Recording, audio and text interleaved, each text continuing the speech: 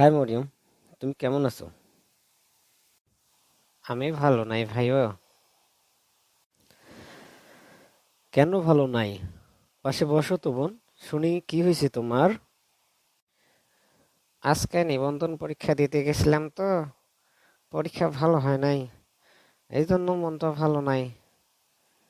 তুমিও বসো। কেন? পরীক্ষা কি খুব কঠিন হয়েছে?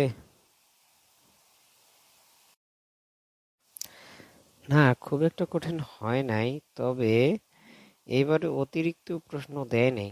যে কয়টা প্রশ্ন হচ্ছে সবগুলোরই উত্তর দেওয়া লাগছে। দুই একটা বেশি প্রশ্ন থাকলে এটা না হয় ওটা, ওটা না হয় ওটা, এভাবে তো দিতে পারতাম। কিন্তু এবারে ওই ধরনের অতিরিক্ত কোনো প্রশ্ন দেয়নি। তো কি রেজাল্ট তাহলে আসবে না? আমার তো মনে হয় রেজাল্ট আসবে এবারে, যেহেতু প্রশ্ন কঠিন হয়েছে। খাতা কাটবে সহজ করে, বুঝছো?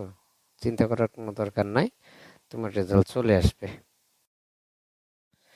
দোয়া করিও ভাইও, রেজাল্টটা যেন আসে।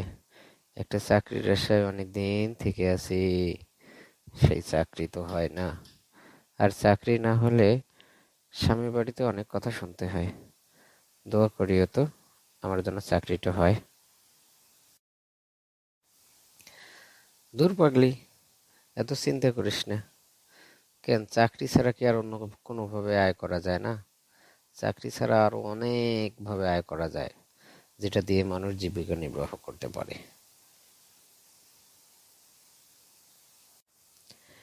তাই নাকি? চাকরি ছাড়া আরো অন্যভাবে আয় করা যায়? কিভাবে আয় করা যায়, আমাকে একটু বলবি?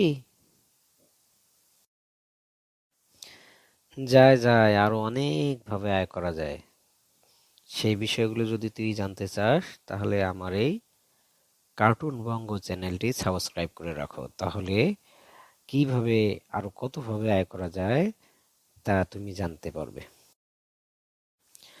আচ্ছা, জানা যাবার, আমি তোর কার্টুন বঙ্গ চ্যানেলটি সাবস্ক্রাইব করে রাখলাম এবং আশায় থাকলাম, যদি চাকরি না হয় তাহলে অন্যভাবে যেন আয় করতে পারি।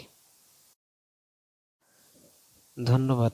অবশ্যই আমি চেষ্টা করব আরো কিভাবে আয় করা যায় সেই পথগুলো জানিয়ে দেওয়ার।